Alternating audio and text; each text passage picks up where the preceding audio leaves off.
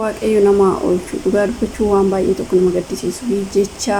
waan jedhanillee nama wallaalchisuudha. Akkuma asirratti argitan kana mucaan kun micayyoo tana kukkutee akkanatti feestaaliidhaan osoo gara qoshaashatti gatuudha deemuu qabamee to'annaa seeraa jala oolu. Ashamaan qabuun hordoftoota kabajamtoota taanaan bituunis qalatti jedhatti argamtanii jirtu bakka jirtanitti nagaan waaqessanii fa'aa baay'eetu jecha. Egaa waan baay'ee tokko dhugaa dubbachuuf onnee nama cabsuu fi jechattillee waan hin tolleedha. Egaa waan akkanaa kanarra dubbachuun baay'ee tokko baay'ee ulfaatus yaa ta'u malee yeroo ammaa kanatti nama amanuu fi namatti siquun yookiin immoo firas ta'ee hiriyaas ta'ee itti siquun baay'ee ulfaata. Egaa ijoolleen tun lamaan durbii walii ta'uu jedhan isheen hojjettuudha Finfinnee jiraatti. Umurii ishee waggaa 36 jedhamti jedhanii ishiin immoo kan adaadaa isheeti mucichi bira taa'ee hojii hojjeta. Yaa ta'u malee guyyaa tokko walitti bu'anii yeroo walitti bu'an kana akkuma nama kamiitti walitti bu'anii wal lolanii yeroo wal lolan kana mucaan kun gocha suukanneessaa irratti raawwatee micayyoo tana akkanatti kukkutee ajjeesee. Waan dhugaa dubbachuuf yeroo ammaa kanatti waan jedhan nama wallaalchisaa waaqayyoon kan akkanaa nama abaasu ilaala gara jabummaa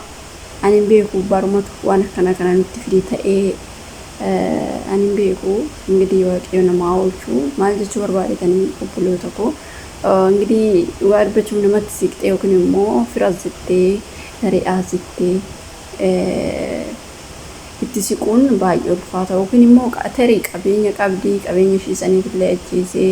yookiin immoo waa'umaa fudhatee inni akka irratti hin beekamneef micayyoo tana kukkutee kan ajjeesirra kukkutee akka foonii horiititti kukkutee feestaaliidhaan yeroo gatuudhaaf deemu qabamee jedhanii dhugaa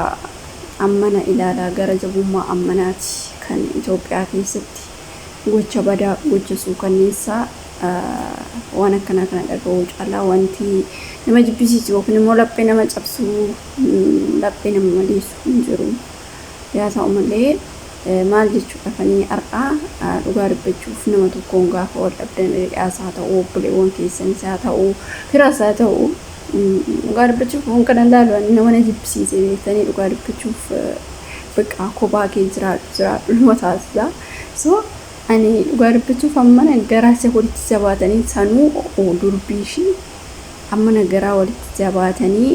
gocha akkanaa kana waanuma fe'iyyuu diina ofiitirratti xalaata ofiitirrattu ara gurri seexanaatu kanan dhagayin dhugaa dubbachuuf gurra namaa osoo hin taane gurri seexanaatu waan akkanaa kanan dhagayin. Kanaafiyyuu baay'ee ulfaataadha. Waan akkanaa kan Itoophiyaa keessatti yeroo baay'ee deddeebi'ee daa'imman irratti dubartoota irratti yeroo baay'ee deddeebi'ee waan akkanaa kun mul'ata jechuudha. Osoo dhugaa dubbachuuf yeroo baay'ee mootummaan maal godhaa wanta kana uummatumatu walitti deebi'ee wal fixaa mootummaan maal godha kan jedhamuu fi mootummaa wanti inni godhuu qabu namoota akkanaa kana namoota nama waan akkanaa nama ajjeese yookiin immoo gocha suukanneessaa akkanaatiin dubartootas ta'ee abboon barbaade haa ta'u dhiiras ta'ee dubartiis ta'ee gocha suukanneessaa akkanaa kana namoota hojjetan adabbii du'aa ajjeechaa osoo irratti raawwate murtii akkanaa kana osoo irratti kennee namni hulattanyaa dhugaa dubbachuuf inni bakka beektanii taa'ee bakka xaarurra taa'ee nyaachuu na wayya jedheeti kaan mana hidhaa seenee achitti qallabamaa jiru malee waa biraatiif miti. Kanaafiyyuu maal jechuu barbaadetanii namoota akkanaa kana osoo adabbii hidhaa osoo hin taane adabbii du'aa adabbii lubbuu baasuu irratti faradamee gaariidha. Nama biraatirree kan barsiisuu ta'a. Namoonni yeroo baay'ee gocha suukanneessaa akkanaa walirratti raawwatanii dhugaa dubbachuun wanti dhagahamu guyyaa guyyaadhaan waan akkanaati jechuudha. Gocha suukanneessaa akkanaati. Baruma biraan osoo hin dhagahin ani dhugaa dubbachuuf yeroo bakka na salacha'ee jiruudha waan akkanaa kana dhagahuun baay'ee na jibbisiisee waan hundaafiyyuu in ulfaata. Waaqayyoon waa oolchu dhugaa dubbachuu fi baay'ee nama rifachiisaa yoo bakka beektanii namni yoo akka bineensatti booddee wal dheechi jireen sodaachaa jiranii so kanaafiyyuu waaqayyoon akka hojii isaatitti isaaf yaa kennuuti dubartii kan akkanatti ajjeesee kan ajjeesirra immoo akkanatti kukkutee harka maaliitiin akka inni akkas godhee sammuu akkamiitiin yaadee akkas gocha akkana kana irratti akka raawwate rabbumatu beekaa እንግዲህ seexanni illee namarra bultee waan akkana kana nama hojjisiisti so kun hojii seexanaati malee waa biraatii miti isiniin jechuu barbaadetanii እንግዲህ online irranis illee ta'ee namoota dhugaa dubbachuuf ni beektu keessattuu shamarran keenya dhiirallee gara online kanaan bartanii bakka of eeggannoo gochuun barbaachisaadha injiraantii irra dhugaa dubbachuuf namuu amananii wal amananii wal bira jiraachuun baay'ee tokko ulfaatee jira isin galee namni booda fuuyyuu ani hin beeku na kanaafuu obboleewwan moofiitu amanuun baay'ee ulfaatee jiraarra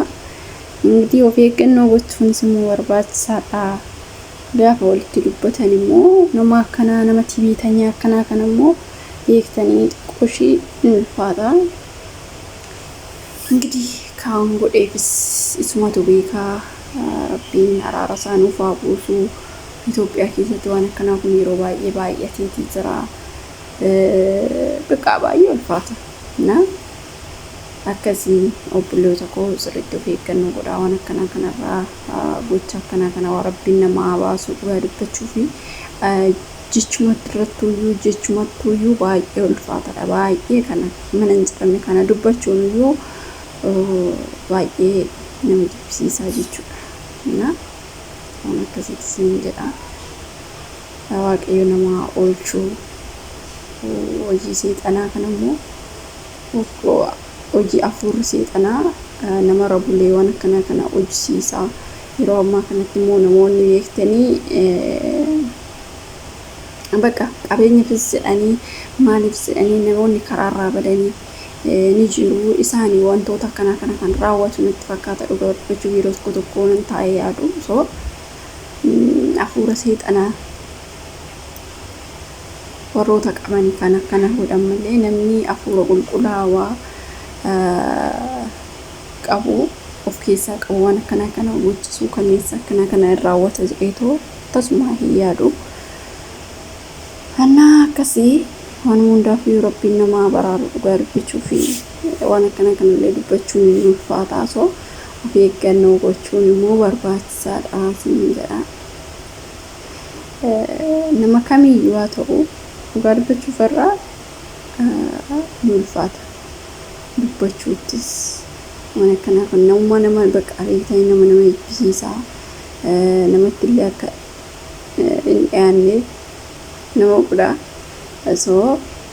waan akkasiiti እንግዲህ ማን jedhee akkan dubbadhu bichaa hin beeku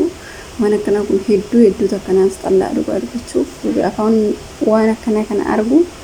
baay'ee tokkoof na jibbisiisee jireenya biyya lafaa kana na jibbisiisee dhugaa dubbachuuf ana akkasii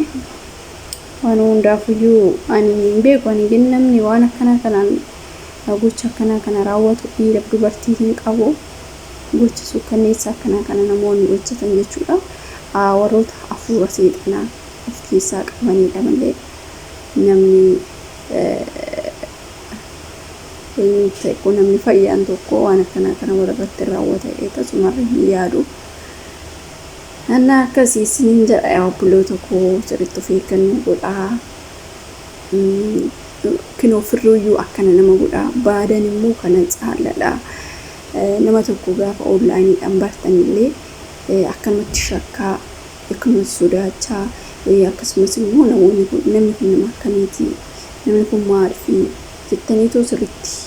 xiinxaltanii ilaaluu qabdu siin jedha si'uma jettanii osoo bartaniitu bakka walitti dabalamuu osoo hin taane nama kana sirriitti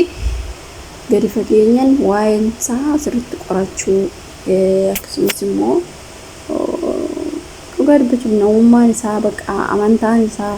maal akka ta'e sirriitti adda baafattaniiti kan nama sanitti dhiyaatan malee zimbiloo namatti dhiyaachuun yeroo ammaa kanatti baay'ee ulfaataadha. Kan ofirraa ofiituyyuu hin amanamu akkana nama godhaa isiniin jedha. Naa waaqayyo hunduma keenya iyyuu laphee nuuf haa kennu, laphee nuuf haa banu nin jedhaa. Turtii gaarii.